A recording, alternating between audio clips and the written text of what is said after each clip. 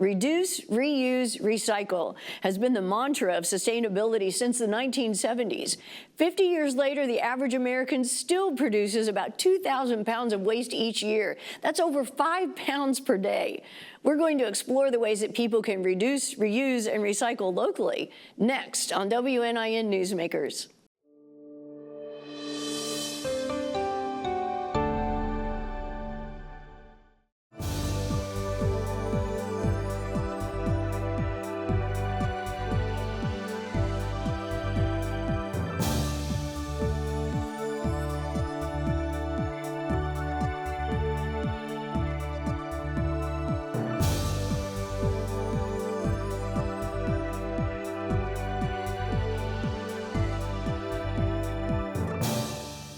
Welcome to WNIN Newsmakers. I'm April Nading.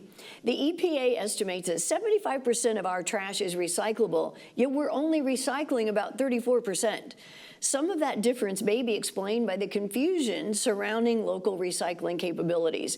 Here to talk about the recycling facility in Evansville is Brian Weitzel. Thank you for joining us today. Thank you. So we're just going to jump right in here and tell us about the Tri-State Resource Recovery Facility. Like, how does the recycling process work? Sure. We have a combination of both manual and automated sorting techniques. We've been in business since 1997, and it's advanced in that time, in the last 25 years or so, from a complete manual sortation to more of an automated technique today. So we have manual labor as well as the automated processes, everything from magnets for the steel, eddy current separators for the aluminum, robots to handle some of the plastic. So it's a combination of both manual and automated processes. Which explains why back in the day, I remember when I first started recycling, everything had to be sorted, and now you can just throw it all in the same bin. It did. From 1994 until 2012, it was a manual sortation process. So as the driver would stop out in front of your house to collect your recyclables, it was sorted into segregated bays of a truck and delivered that way into our facility.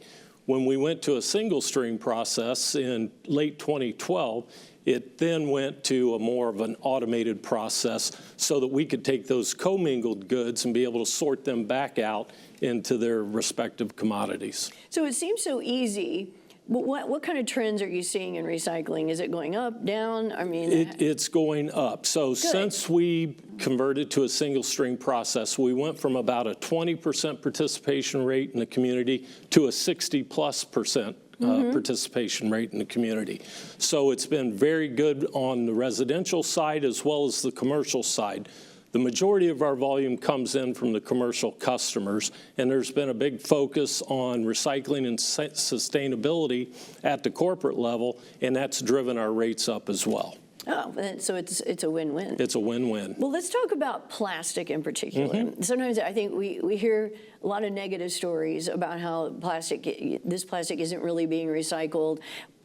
What is happening with the plastic in our area? Yes, so again, from that 1994 to 2012 period, it was a number 1 and number 2 plastics that were accepted in our stream. The number 1 being your plastic water bottles, your Coke bottles, etc. Number 2 HDs being your detergent bottles, your orange juice, your milk jugs, those types of things. That drove the whole program at that point. In 2012, we switched and added 3 through 7 plastics. So we expanded the plastic capabilities of folks to be able to put their plastics in there, as well as our expansion of being able to sort those into its various categories as well. We did a program a few years ago with Berry Global and IDEM where we had purchased a robotic system to specifically pick out number 5 polypropylenes. The rest 3, 4, 6, and 7 then are combined as a single pack and sold as rigid plastics on the market. So is our plastic going somewhere and being recycled? Absolutely it is. All 1 through 7s are being recycled. Okay, and that's what I think a lot of people have concern about, because you see stories about how, oh, it's just being sold to some country where now it's just a big island of plastic that people are, sorting through. Right, we have no problem with the marketability of those. Each of those commodities have their own price points and their own challenges, but 1 through 7s through our facility are all being recycled. And so when you're saying they're being recycled, what kind of things are they being turned into? What happens to them? Well, I saw a nice plastic bench in your lobby here. That is one example. Picnic tables, those types of things, back into plastic containers as well. So there's a variety of products that have advanced over the years to keep up with the speed of the recycling. Plastic lumber is a big driver in the construction business. Those are the types of things that you'll see with plastic recycling. You mentioned like the plastic detergent bottles or containers. Do you have to rinse those out, or can you just throw them in once you determine that it's empty as it's going to be? You know, the detergent bottles, not as much, because they smell kind of nice. So in our facility, in our recycling facility, when you're getting all of these commodities coming in the summer, it can become very odorous. In the winter, it's not so much because it's cold.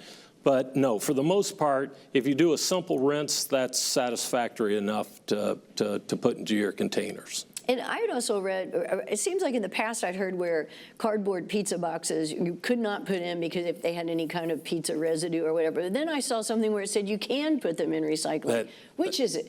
You can now put the pizza boxes in there. That is one of the advancements through the years with recycling that has benefited the consumer. So pizza boxes are fine. It used to be back in the day that you couldn't throw away your envelopes with the cellophane window in it. Right. Those can go in your program as well. So advancements in our industry have allowed for those types of accommodations now. I guess it might be easier, it sounds like, to tell me what can't be recycled. I know styrofoam would be one of them. Styrofoam would be one. So currently we take glass, we take plastic, we take mixed paper, we take corrugated containers, we take all the 1 through 7 plastics. You know, what we always tell people is anything can be recycled if you have enough of the volume and the economics support it. So right now we have a very distinct list of what can be recycled. It's on our website. It's on the Vanderburgh County Solid Waste District's website. It's on Republic Waste website as well, who is the hauler for the majority of the residential commodities. And it's on Zero Waste Evansville's website as well. Well, I noticed you mentioned glass, but I didn't think we could recycle glass in this area. Glass is currently being accepted into our facility. The misconception with glass is that from 1994 up until the time that we went single stream, it was all sorted separately by color and separate from the other commodities. That's right. That's exactly right. So that made it for easy marketing of those materials. When we went to single stream, we ran into some complications. The mechanical sorting process of glass allows for anything of this size and smaller to fall through with the glass. So you have bottle caps, you have shredded paper, you have cigarette butts, you have all of these things that are contaminating the glass. Our hope is that one day the end users are going to be able to keep up with that and come up with cleaning techniques on their end that will allow for glass to be recycled out of our material recovery facility. So what are you doing with it now? It is going to the landfill, unfortunately. Okay, so yes. It's not really being recycled. It's not really being recycled. Okay, but you're hopeful. We're hopeful. We've been hopeful now for about 25 years that we will find a solution. You know, it's both economically and mechanically challenging with glass. The price on glass with our end users have stayed relatively the same for the last 30 years. So it's been very difficult from that standpoint to make any money with glass because the cost of sortation of the glass is so high. Wow. And so who do we need to rally for that? Well, we are working on some programs with the with the Zero Waste Evansville group, as well as with the city, to try to find out some other opportunities for glass other than single stream. Okay, so I know you mentioned a while ago, but where else can people go to find out if they have questions? What can I recycle? What can I? Yes, so the Vanderburgh County Solid Waste District on their website has a very extensive list. Zero Waste Evansville posted on their Facebook as well, and the hauler of your community would be posting it on their website also. And then just really quickly, could you just tell me, why should people recycle? Well, it's the right thing to do, you know, and it's become so popular. I mean, the landfill space is becoming more and more expensive. It's becoming more restrictive on space, so it's more beneficial to do it. It's amazing how many calls we get from out-of-towners that are looking at job opportunities in Evansville, and the first question they want to know is, what's the sustainability practices of the community? I think it speaks highly to what the residents and outside visitors and how their mindsets have changed over the last 30 years that we've been in this business here in Evansville. We really can make a difference with it. I think so. All right. Thank you so much. Thank you for having me. Here to talk about the Posey County Solid Waste District Recycling Facility is Patricia Bunner-Colbert. Thank you for joining us today. So tell us how the recycling process works in Posey County. Okay, well, we have two different processes, actually. We run the curbside program for the city of Mount Vernon and a little bit outside of the city limits. And then we also have 5 drop-off centers in the county for residents not only of Posey County, but also surrounding counties, including Southern Illinois, that come in and drop off their recyclables. So maybe they don't have pickup where they live. Right. And so that's available. Okay. So what geographical areas does your facility serve? Technically, it's Posey County because we're a government agency, but I don't turn away people from outside. When you talk about recycling, the more volume you have, the better you are on being able to move materials. And a lot of things, most things are recyclable if you have enough volume. It's just getting the volume.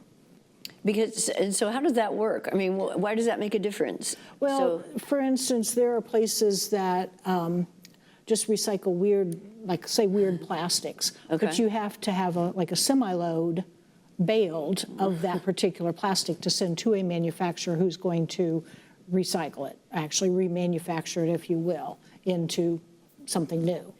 And having just a little bit of one particular commodity, say vinyl, for instance, which is your number 3 plastic, it's hard to get a lot of. It's not a really nice plastic anyway, but you'd have to have a semi-load. It would take me years to get a semi-load of baled vinyl plastic. So don't take it. So instead it goes in the... It goes to the landfill. It goes to the landfill, okay. So then are you paid for that? Or, I mean, does the recycling center get money from the places where you're taking the... Yeah, when we ship, well, yes and no. Some items we ship out that really don't make any money on it. Some items we make decent money. Overall, probably it's a loss for us because we do a lot of stuff that is actually loses money, like hazardous materials and things like that. But you know, say, for instance, cardboard. We bale cardboard. We ship out 1 to 2 semi-loads a month. Depending on the pricing at the time, it could be a couple $1,000s for that truckload of cardboard that goes out. Now, I would have in that, you know, my overhead with my employees and my equipment and things like that. So overall, it's not a real big money maker, but it does offset doing it. So that money goes back into the facility. It goes back into our general fund, yes. And what happens to the cardboard? Like when you say it's shipped out, what happens to it? It goes to, most of the time, mine goes down to a mill outside of Nashville, Tennessee, and then they just make either new cardboard, new paper out of it. And so most of your paper will go back into, well, your paper is always going to go back into some kind of paper. Usually it's downgraded a little bit, like tissue paper would be what most recyclable, a lot of paper goes into.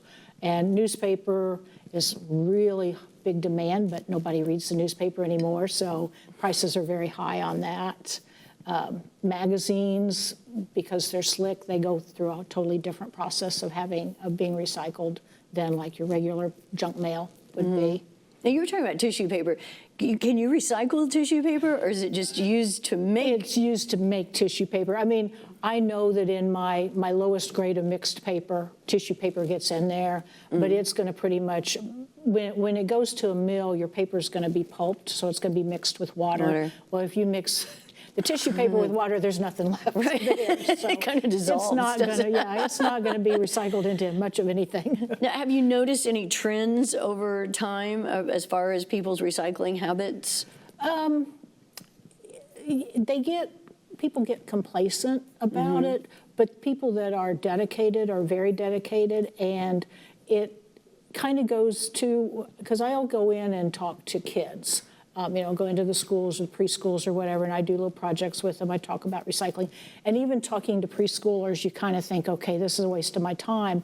But then I got a call from a grandmother of a 3 or 4-year-old who calls us. My granddaughter was talking about recycling, so I guess I'm going to have to start. What do I need to do? So it's you just got to keep reinforcing that out there for everybody to know. But a lot of it, too, is I'd say as far as trends, like I said, newspaper, I don't see newspaper. Everybody wants to recycle their glass, and glass is actually very recyclable. It's just an expensive recycling to do. And It's expensive once they get it, to process it? Is that what you mean? well, it's or? expensive on my end because a couple of things. The price of trucking has gone up dramatically, shipping, the last few years. Say 2-3 years ago, I was paying about $450 for a semi-load to ship of glass from us to St. Louis. It's now $615. The price that I get paid for a load of glass at St. Louis is about $425, $475. But the price of glass hasn't what Strategic Glass is who I use, and they're a big outfit out of Indianapolis, although St. Louis is closer, so that's where I send it. They haven't raised the price of what they pay for glass in the last 15, 20 years. So that's part of it. Plus, I lose money on every load because of utilizing Gaylords to ship it in and skids. So I just lose the load every single time. But isn't glass one of the easier things to recycle? Yeah, and it's actually one that's been recycled the longest. It's been recycled for like thousands of years. Really? And if you go buy a glass bottle or glass jar, the average is about 30% of it is recycled content because of the way they're set up, the manufacturers. And they could actually recycle, if they could get more volume, they could make that a higher percentage. Okay. But it's hard to get the volume, but it's a hard one to handle. Sounds like, it's a big catch-22 here on they want it, but they don't want to pay for it. And right. And it's you got to have room it's just another commodity. It's like I got to have room to store a semi-load at a time, Right. And it's not going to be baled where like plastic, you can kind of like bale it, set it outside till your truck gets here. Your glass is in Gaylord boxes, and if it sits out in the rain for very long, they're going to break down, and then you got a real mess to clean up. So where can people find out more information about what they can and can't recycle? Well, any of your solid waste districts, you can contact your county solid waste district, and they can give you that. Mine is Posey County Solid Waste District. We've got a website, and they can contact through the phone or through email, either one, and I'll respond to whatever questions people have. Do you find that there are a lot of things that people are putting in the recycle bin that they shouldn't be? Is that common? Yes and no. A little. The thing that's the worst for us is people that, and I don't say that you have to like completely clean out your food containers or whatever. I mean, they don't have to be spotless. But on the other hand, if you don't get the peanut butter out of your peanut butter jar, we're throwing it in the trash. Okay. That was the first thing that came to my mind is I never know whether to throw my peanut butter jar in there or not. If you let it, I know it's going to be hard to get that film out of it, but you can get the peanut butter out. Right. And the same thing with, and that's true like tin cans, your food cans. When they go through a steel mill, the temperature that they use to melt steel is going to take care of anything that's inside of it. Right. But on the other hand, and that's why people used to say, oh, do I have to take my labels off? No, you don't have, that's going to be taken care of up there at the steel mills. But I don't want the food in my warehouse because I don't want the vermin in my warehouse. Right. And the stench. And the stench, exactly. All right. Yes. Well, thank you so much. It's very enlightening.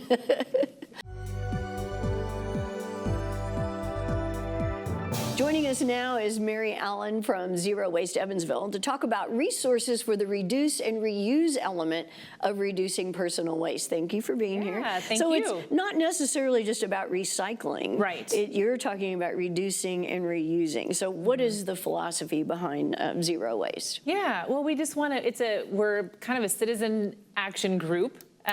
Started meeting and then COVID hit and now we're on Facebook. So if anyone's on Facebook, find us there. There's about 2,500 folks engaging in conversation and learning from one another on what are ways we can reduce, reuse, repair, refuse. You know, there's a lot of re's that we can have before we get to recycle. You know, I'm a high proponent of recycling.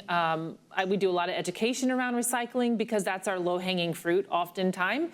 But really, ideally, we would be doing all the things beforehand. We would be refusing, reducing, reusing as much as possible. And so that's where Zero Waste Evansville comes in to try to be a resource and help elevate that conversation of what are ways as a community and as individuals we can reduce or mitigate our waste. And we talk a lot about various forms of waste, from food waste to water waste and all of those things, but our primary conversation tends to always come around single-use plastics and those sorts of things. So when you're saying single-use plastics, what are you talking about? What's an example? Yeah, our water bottles. Okay. 50% of plastics made approximately are for single use. So water bottles, straws, our plastic utensils, those are grocery bags, the little Walmart sacks. And if we think about really the resources that are put into making those,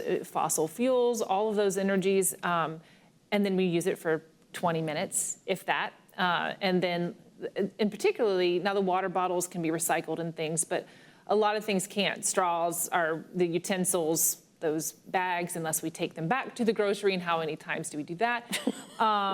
So just really thinking, what are ways we can refuse some of those things that aren't readily recyclable and that we really don't need. We can just be prepared, and convenience rules the day, and I get it. I'm that way too. I get caught out and about without my silverware, my bags, or whatever, but it's just kind of setting up that lifestyle and talking about it. I think that's the problem, is the C word, is convenience. Yeah. And we've become a society of, well, it's a whole lot more convenient to just take that plastic bag or not have to take a bag back to the grocery. So I guess that's what one suggestion you would have would be to try and eliminate those plastic bags, for example. Right. So, and that would involve what? Yeah, having your own reusable bags. Just having those in the car, they're at the ready. Then you have to remember to bring them in the store. That's the next phase. Right. But really, if I leave them in my car, I just cart all my goods out to the back of my car and I put them in their bags. I don't use a bag at all. I'll just put them in my car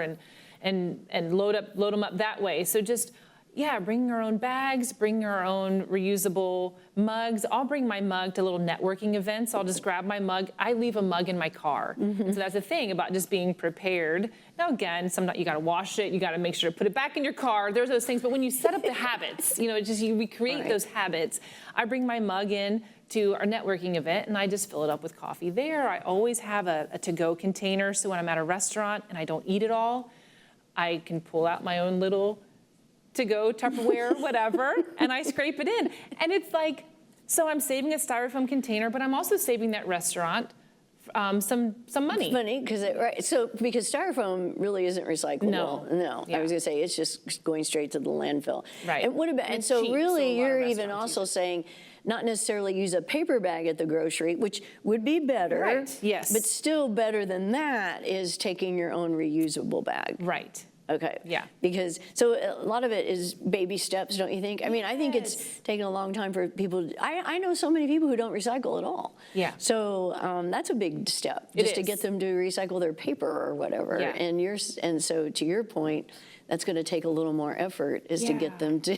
And just one thing at a time. That's what we say. You're exactly right. Baby steps. One thing at a time, get that routine down, and then what's the next thing? And I always tell people, evaluate your waste.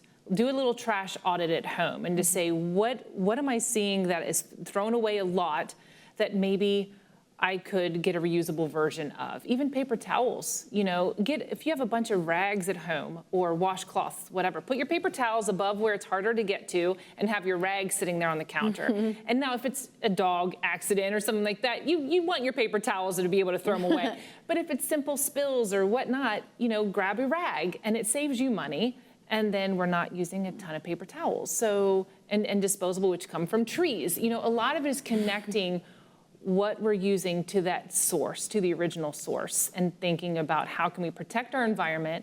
We can also save money and reuse and decrease waste going to our landfill, because we know there's no way. Our landfill has about 45 or so years left on it before our kids are gonna have to be looking, our grandkids, to a new spot for a landfill in our community, and nobody wants that in their backyard. Right. No, and it's interesting you mentioned paper towels, because I was just thinking the other day, we did not have paper towels when I was a little girl. Right. What did we do? Yeah, yes. So I'm guessing, but I'm sure, but at that time when they did introduce paper towels, it was like, this is such a convenience. And we're going to do this, and I haven't looked back. So, right. So other than using single item bins that are collected, what are some other ways people can recycle? On the purchasing side, really, because we even want to, as we start to reuse and reduce, we want to even see our recycling matter go down. So we not only want to see our trash amounts be decreased, but we want to see what's in our recycle bin even decrease, because we are reusing and reducing in all of the ways. And one thing we have a resource guide. So if someone is on Facebook, and I made a copy of it, this isn't necessarily the least wasteful thing to do, but I double-sided, it was double printed. But you can recycle that paper. We can recycle that paper, that's right. But it's a zero waste guide, and we have a digital version on our Facebook page and Zero Waste Evansville, and it is a resource for our community on all of the places that you can take things. If you have a question on who takes what, it's in the resource guide. So we had a few great volunteers that put this guide together for us, and it's so comprehensive, and we try to update it every year. About, from electronics to any weird things to say. And then a subgroup is called Reuse Everything Evansville. And that's just where a community of people have gotten on to say, I have this for free. Who wants this? Who can use this? I can't use it anymore. And instead of continuously buying new, there's a lot of times people who are trying to get rid of the same thing that you're wanting to go get. Don't go buy a 5-gallon bucket from Home Depot for your gardening. We've got people who are trying to give away tons of 5-gallon buckets, but just connecting those people in this way. So quickly, what can you tell me about composting? Like what I know what it is pretty much, but what can be? I mean, how is that an effective way? It's so effective. Our trash, I can't remember the statistic offhand. Like 40% of our waste in our kitchen is food scraps and food waste.